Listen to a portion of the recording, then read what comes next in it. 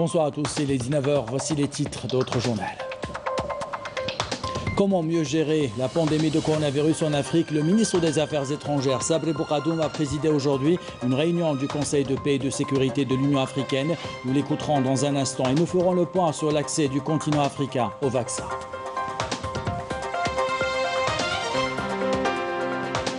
Deuxième jour de la campagne électorale pour les législatives du 12 juin prochain. À Paris, l'ANI a rencontré les représentants des partis politiques de la zone 1 pour évoquer les détails techniques de l'élection. Et en Algérie, la campagne se poursuit dans les 58 wilayas du pays. Dans le grand format ce week-end, on s'intéresse à votre consommation de sucre. Cette poudre blanche qui nous rend accro, qui est présente dans tous les aliments ou presque. Comment limiter sa consommation? Que disent les nutritionnistes et comment protéger les consommateurs algériens? Réponse tout à l'heure. Et enfin, à l'occasion de la journée internationale de la diversité biologique, on vous dit comment la conservation des forêts de la wilaya de Béchar fait de la pédagogie et forme les chasseurs pour protéger les 3000 espèces animalières menacées de disparition en Algérie. Voilà pour les titres. Bienvenue à tous. Le Conseil de paix et de sécurité de l'Union africaine a tenu aujourd'hui une réunion ministérielle par visioconférence présidée par le ministre des Affaires étrangères Sabri Bourgadoum sur la gestion de la pandémie du coronavirus en Afrique. Au cœur des échanges, l'accès aux vaccins et les répercussions de la pandémie sur l'économie africaine.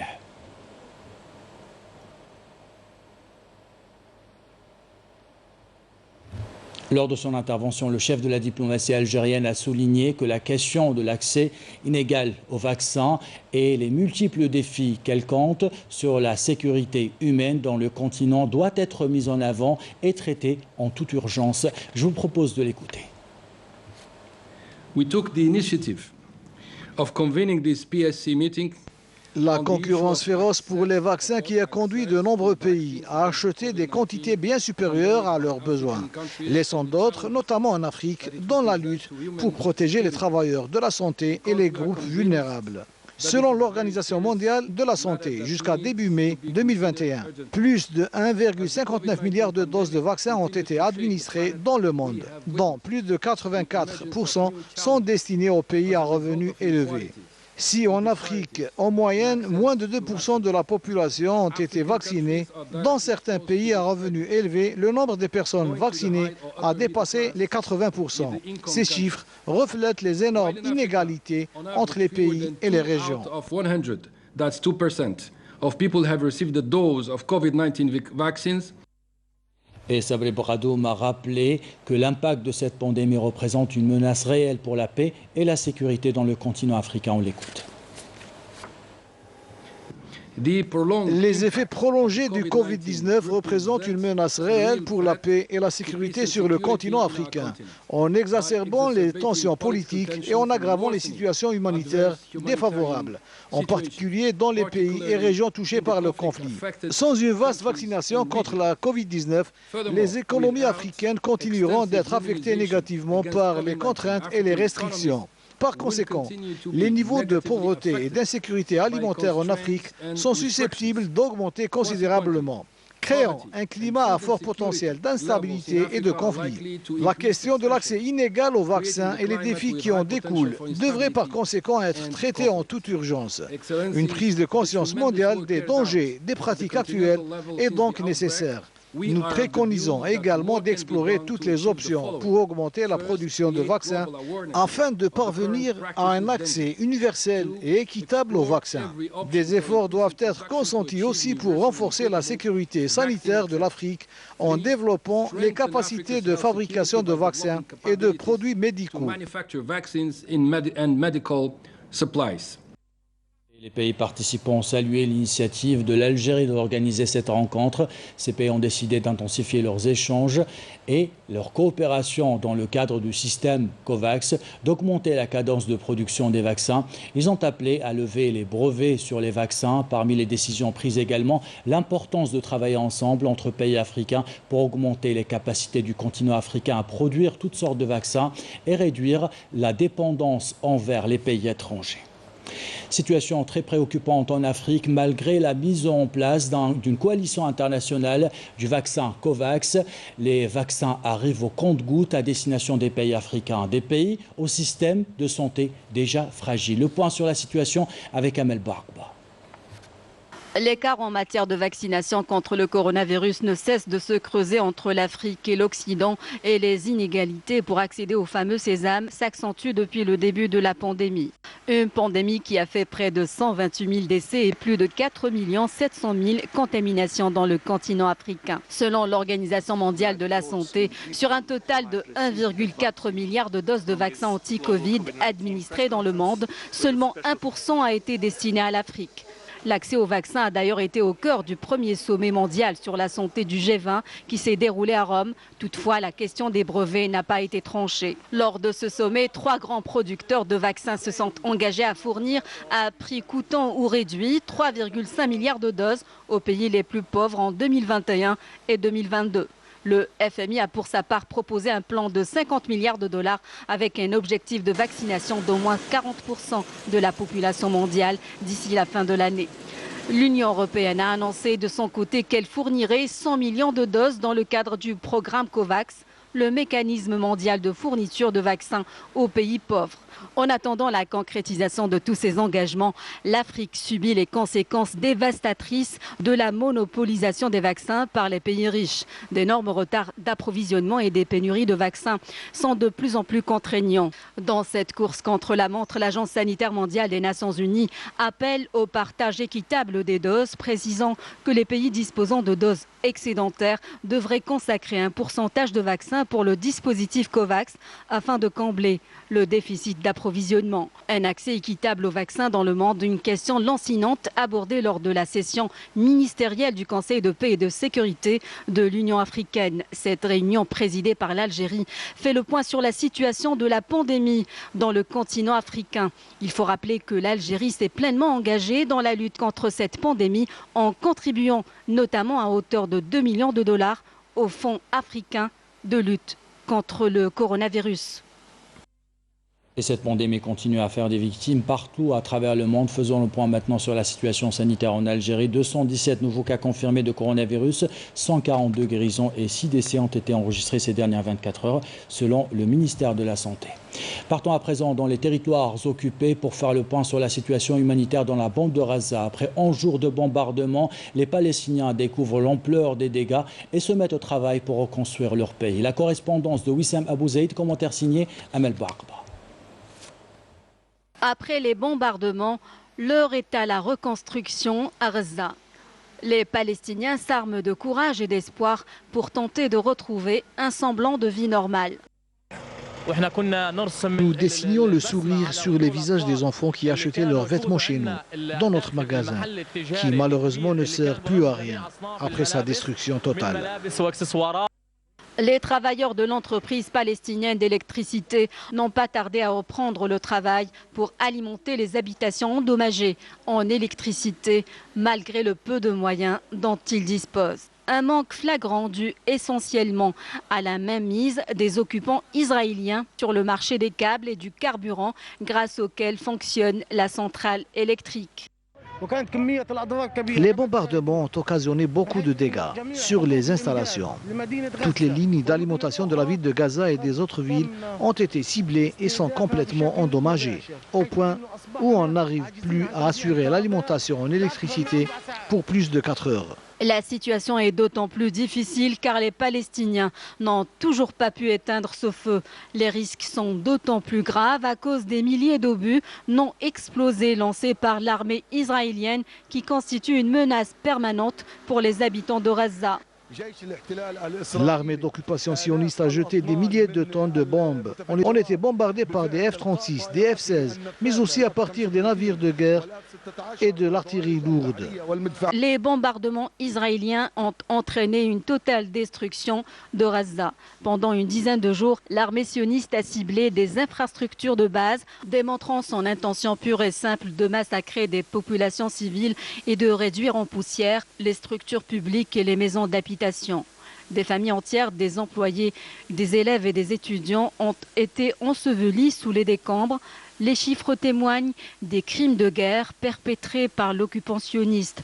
Selon le ministre palestinien de l'économie, les bombardements israéliens ont entraîné la destruction de 15 sociétés dans la zone industrielle de Gaza, engendrant des millions de dollars de pertes. De son côté, le ministère palestinien de l'Éducation estime que pas moins de 27 écoliers ont été tués et 46 écoles endommagées à Gaza et en Cisjordanie occupée suite aux bombardements israéliens. Et toujours dans l'actualité internationale à Paris, l'association de la communauté sahraoui en France a manifesté aujourd'hui pour condamner les violences contre les droits de l'homme dans les territoires occupés, dénoncer l'agression sexuelle contre la défenseure des droits de l'homme sahraoui, Sultana Sid Ibrahim. Les manifestants ont appelé la France à assumer sa responsabilité en matière de défense des droits de l'homme. On écoute ces déclarations recueillies par notre correspondante Afef Blouchet. Le Maroc s'en prend de façon violente à des populations civiles sans défense. Et là, les communautés sahraouies sont venues pour apporter leur soutien et manifester leur solidarité avec toutes les victimes de cette répression et de cette oppression marocaine au Sahara occidental. Et plus particulièrement à l'endroit de Sultana Khaya et de sa famille qui subissent la colère et la répression des autorités marocaines. Par ailleurs aussi, la présence des communautés aujourd'hui, c'est un message adressé à l'endroit de la France pour demander à ce pays d'avoir une attitude empreinte de neutralité, du respect du droit international lorsqu'il s'agit du Sahara occidental.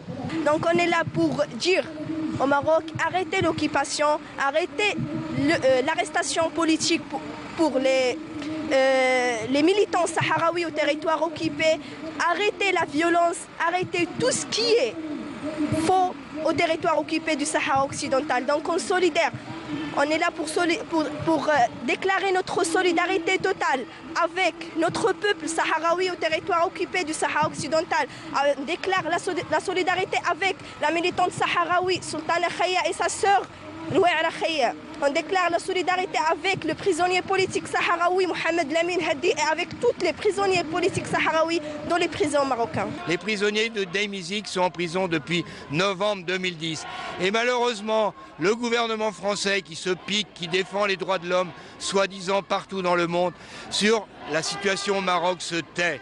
L'Union européenne a un accord avec le Maroc. Dans cet accord, il y a une clause des droits de l'homme. Ils ne la font pas respecter. Normalement, si dans un accord, si un des pays ne respecte pas les droits de l'homme, l'accord peut être suspendu. C'est aussi valable pour le Maroc que pour Israël avec la Palestine. Parce qu'en même temps, nous sommes solidaires du peuple palestinien, qui est comme le peuple sahraoui, un peuple occupé, colonisé par une puissance occupante et colonisatrice. Voilà pour ces déclarations. On entame à présent le volet consacré aux prochaines élections législatives.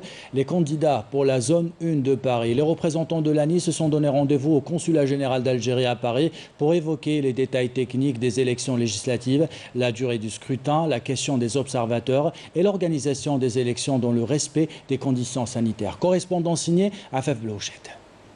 C'est une réunion à double aspect qui s'est déroulée aujourd'hui au siège du consulat général à Paris entre les candidats aux législatives pour la zone 1 et les représentants de l'ANI.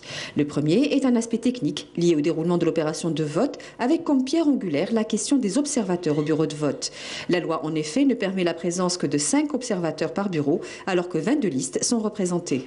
La loi stipule que si les candidats ne trouvent pas d'accord entre eux pour choisir 5 observateurs par bureau, nous serons amenés à faire un tirage au sort. L'autre aspect est purement informatif et juridique. L'information du jour étant la durée du scrutin. Elle a été fixée à 3 jours, à savoir du 10 au 12 juin inclus. Les représentants de l'ANI ont dû répondre à toutes les interrogations posées par les 22 représentants des listes, sachant que chaque liste contient 4 candidats. Difficile donc de recevoir les 88 candidats sous les restrictions sanitaires en cours. Par rapport au contexte sanitaire, on a opté de convoquer que les déposants de candidatures, en accord avec tous les candidats bien sûr. Et comme je vous ai dit, le contexte sanitaire ne nous permet pas de recevoir tout le monde. Enfin, un dossier ad hoc contenant toutes les informations relatives au déroulement de l'opération électorale, à savoir le nombre des électeurs, le nombre de bureaux et de centres de vote, ainsi que la liste de l'encadrement et les coordonnées des délégués, ont été transmises à l'ensemble des représentants des candidats. Et en Algérie, la campagne électorale se poursuit pour le deuxième jour. Pendant que certains candidats ont choisi de tenir leur meeting dans les salles attribuées par l'ANI, d'autres ont choisi d'aller à la rencontre des citoyens. Résumé de Adel Brahms. Pour la deuxième journée de cette campagne électorale, le président du mouvement de la Société pour la paix, Abdelrazak Maqri, a appelé à partir d'El Mghayar à valoriser les potentialités de la région dans le domaine de l'agriculture pour qu'elle soit un élément de croissance important dans le plan de relance économique.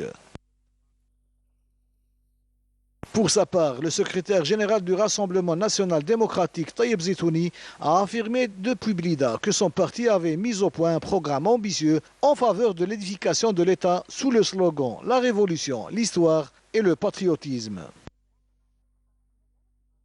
Le président du Front Al-Mustaqbal, Abdelaziz Belaïd, a affirmé quant à lui à Oum El-Bouaqi que l'Algérie a besoin de stabilité politique réelle et de sérénité pour une relance économique forte et qu'elle possède des potentialités pour devenir une puissance économique, des compétences et des cadres issus de l'école algérienne qui ont fait leurs preuves dans tous les pays du monde. De son côté, Aboul Fadl Baadji, secrétaire général du Parti du Front de Libération Nationale, a indiqué depuis Boussaïda que la participation aux prochaines élections représente une soupape de sécurité pour la stabilité du pays et pour faire face au complot ourdi contre le pays, à l'intérieur comme à l'extérieur. Filali Rouini, président du mouvement Al-Islah, était à Rolizane, où il a déclaré que les législatives permettront l'édification de l'Algérie nouvelle et la consécration de l'état de droit, fondé sur la légitimité populaire, tout en appelant les citoyens à participer massivement aux élections afin d'élire un parlement légitime et fort avec des jeunes nationalistes et compétents. Pour sa part, Belkacem Sahli, secrétaire général de l'Alliance nationale républicaine, était à Al-Bayad, où il a indiqué que l'intérêt de l'Algérie passe avant toute autre considération dans la politique de sa formation durant la campagne électorale des prochaines législatives. Le secrétaire général du mouvement Nahda, Yazid Ben Aïcha, a affirmé à Djelfa que sa composition politique était en faveur d'une forte participation aux élections du 12 juin prochain en vue d'amorcer le changement escompté à travers l'édification continue des institutions de l'État. Lakhdar Ben Khallaf, le délégué du président du Front de la Justice et du Développement, a indiqué à partir d'Alger que son parti mène cette campagne sous le slogan « Le pouvoir au peuple », tout en mettant l'accent sur l'importance de bien choisir ses représentants aux assemblées élues. Et cette campagne se poursuit dans les 58 wilayas du pays. Chaque parti, vous allez le voir, met en avant ses arguments pour essayer de capter le maximum de voix. Résumé avec Raouf Hamouche. Depuis Constantine, le premier responsable du mouvement Al-Bina, Abdelkader Benglina, a mis l'accent sur la nécessité de la sauvegarde de l'identité nationale et ses fondements, tout en rappelant l'importance des savants dans le développement du pays. Le président de Djil Jadid, Sofiane Djilali, a appelé à partir d'Alger à la nécessité à rétablir la confiance entre les citoyens et la classe politique et a insisté sur l'implication de jeunes compétences pour l'édification de l'Algérie nouvelle. La présidente du parti Tajamou' Amal Al-Jazair, Fatma Zohra Zerouati, a fait savoir que le programme électoral du parti ambitionne de mettre en œuvre des programmes réalistes afin de bâtir une société cohérente, organisée et productive. Pour sa part, Issa Belhadi, président du Front de la bonne gouvernance, a insisté sur l'obligation de changer les mentalités et de rompre catégoriquement avec les anciennes pratiques de gouvernance. À Batna, le président par intérim du Parti de la Liberté et de la Justice, Jamal Benziadi, a plaidé en faveur du changement à travers les urnes. Il a estimé que ce rendez-vous électoral constitue l'unique voie de changement pacifique. De son côté, Abdallah Haddad, secrétaire général du Front du militantisme national, a appelé depuis Bouira les Algériens à voter massivement le 12 juin prochain pour édifier un état de droit et rendre la souveraineté au peuple. À Nama, le président du Front de l'Algérie nouvelle, Jamal Ben Abdeslam, a considéré que les législatives du 12 juin prochain constituent une étape importante dans le parachèvement du processus de renouvellement des institutions élues et de la pérennité des institutions de l'État. Le grand format de ce week-end s'intéresse à votre assiette et à vos boissons. Savez-vous que le sucre est présent dans tous les aliments que vous consommez, ou presque? La consommation des Algériens est-elle démesurée par rapport à la moyenne mondiale? Quels produits faut-il éviter pour diminuer notre consommation? Les nutritionnistes rappellent qu'il ne faut pas consommer plus de 5 morceaux de sucre par jour. Autrement, la facture sera salée pour notre santé sur le long terme. C'est un reportage signé Amel Bouarba. Selon l'OMS, le sucre présente un potentiel addictif aussi important que la drogue. Les Algériens consomment 30 kilos par habitant et par an, soit 3 fois plus que la moyenne internationale. Le sucre est partout, dans le pain, dans le café et dans les sodas, ce qui représente un véritable problème de santé publique. Qu'en pensent les nutritionnistes? La consommation de sucre ajouté a triplé. Dans un verre de soda, on peut trouver en moyenne 7 morceaux de sucre. Et dans un verre de jus industriel, on peut trouver 4 morceaux de sucre. Dans un pot de yaourt, on peut trouver 4 morceaux de sucre. Et dans une barre chocolatée, on peut trouver jusqu'à 6 morceaux de sucre. L'OMS recommande à ce que moins de 10% de notre apport calorique journalier provient du sucre ajouté. Il faut favoriser ou privilégier les boissons telles que l'eau, le thé et le café, et aussi des fruits de saison. Si le consommateur est souvent incriminé dans cette consommation excessive de sucre, l'industrie agroalimentaire est elle aussi pointée du doigt. Dans les boissons, par exemple, on est arrivé pour certaines marques à 140 grammes par litre, alors qu'en Europe, ils sont descendus à moins de 100 grammes. La torréfaction du café, pour laquelle on a prévu d'une manière réglementaire, et c'est chose qu'on proteste, nous en tant qu'association, on a prévu de rajouter jusqu'à 3% de sucre dans le café. Vérification faite, on avait trouvé que beaucoup de torréficateurs en mettent jusqu'à 10% de sucre dans le café. Il y a le pain aussi. Les boulangers qui mettent du sucre dans le pain. Réduire le taux de sucre dans le secteur agroalimentaire, voilà un combat que mène inlassablement l'Association nationale pour la protection des consommateurs LMN depuis plusieurs années. Notre association avait demandé à ce qu'il y ait des textes juridiques pour faire réduire graduellement le sucre dans les boissons et dans toute l'industrie agroalimentaire. En attendant l'élaboration de ces textes et vu le travail qu'on a fait avec l'association algérienne des producteurs de boissons, il y a eu quand même ces initiatives positives de certains producteurs qui, d'eux-mêmes, ont commencé à réduire le sucre dans leurs boissons. Pour l'Association des producteurs algériens de boissons, la réglementation visant la réduction du taux de sucre dans les filières agroalimentaires peine à voir le jour. Mettre en place une réglementation qui va obliger tous les producteurs, quels qu'ils soient, pour baisser le sucre. Effectivement, on avait dit que cette réglementation devait d'abord limiter le taux de sucre, maximum à 135 grammes, et ensuite descendre petit à petit, progressivement, jusqu'à atteindre 105-110 grammes maximum.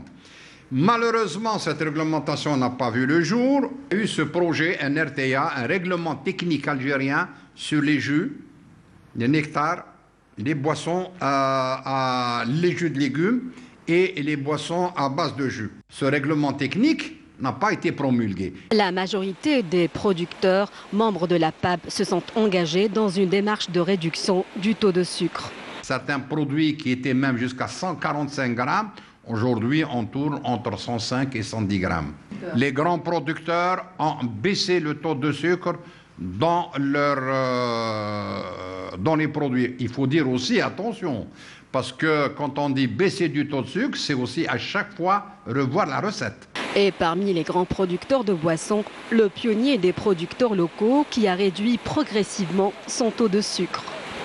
Donc depuis 2014, on a réduit le taux de sucre dans nos boissons. Et donc sans faire appel aux édulcorants, synthétiques ou naturels. Et aujourd'hui, nous continuons aussi nos travaux de développement pour baisser encore le taux de sucre dans nos boissons, sachant que sur plusieurs de nos parfums ne sont pas loin d'une limite des 100 grammes par litre. Et pour offrir plus de choix à nos consommateurs, donc nous travaillons aussi sur l'option d'élargir notre gamme light sans sucre ajouté. Donc tout en garantissant le même niveau qualité organoleptique de nos produits. Nos formules aujourd'hui sont conformes à la fois à la réglementation algérienne évidemment et aussi au règlement européen. D'ailleurs, nous exportons nos produits vers plusieurs pays de l'Union européenne, la Grande-Bretagne, aussi le Canada. L'Algérie est donc appelée à mettre en œuvre une réglementation afin de mettre de l'ordre dans un marché inondé de produits non conformes et nuisibles à la santé. Voilà pour ce grand format. Comme chaque samedi, on prend de vos nouvelles. Vous qui nous regardez à l'étranger, ce soir, on prend la direction de Montpellier pour écouter Fatima Kerou, journaliste, écrivain. Elle a hâte de revenir en Algérie pour présenter ses dernières publications. Regardez. Bonjour à tous les téléspectateurs de Canal Algérie. Je suis ravie d'être sur votre antenne. Ce logo « Ta survie est entre tes mains » illustre parfaitement que la crise sanitaire que nous traversons est grave et douloureuse pour beaucoup d'entre nous. D'ailleurs, dans ma famille, nous avons perdu 2 oncles paternels. J'ai une pensée pour eux.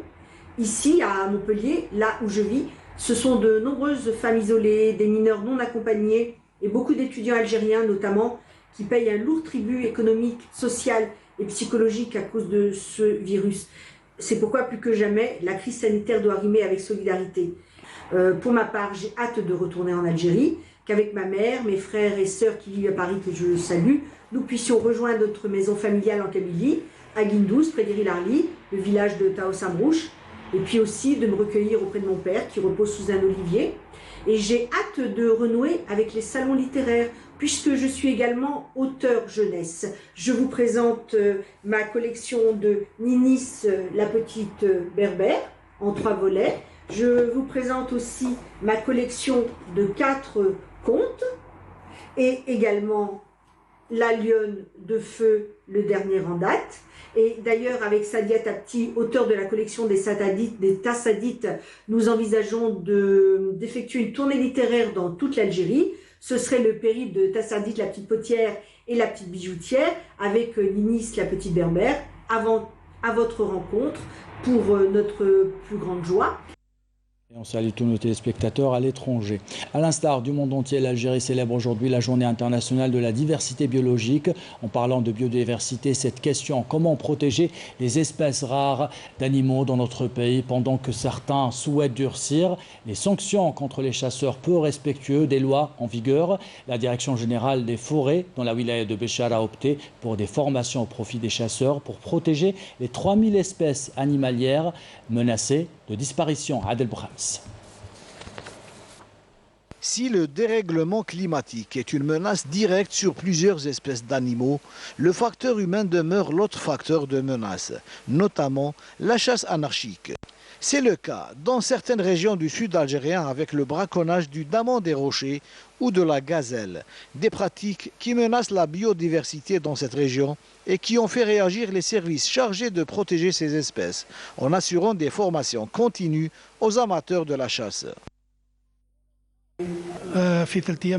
Durant ces 3 jours, nous assurons la formation des chasseurs appartenant à des associations qui bénéficieront d'attestations d'habilitation à la chasse qui leur sera exigée pour l'obtention du permis de chasse. Après l'obtention du permis de chasse et la détermination des zones de chasse, nous déterminerons les saisons de chasse qui seront hors des périodes de repos des animaux. Les amateurs de la chasse sauvage apprennent durant cette formation les espèces d'animaux menacés d'extinction, ainsi que les saisons durant lesquelles la chasse est tolérée. Objectif, mieux protéger les espèces rares. En tant que chasseurs appartenant à des associations, nous espérons bénéficier d'autres formations pour préserver cette richesse qu'est la faune algérienne menacée aujourd'hui de disparition. Un objectif qui vise à assurer la pérennité de l'équilibre biologique. Ainsi va l'actualité, c'est la fin de ce journal. L'équipe de la rédaction qui l'a préparé, l'équipe technique qui l'a réalisé vous remercie de l'avoir suivi. Merci pour votre fidélité. Belle soirée.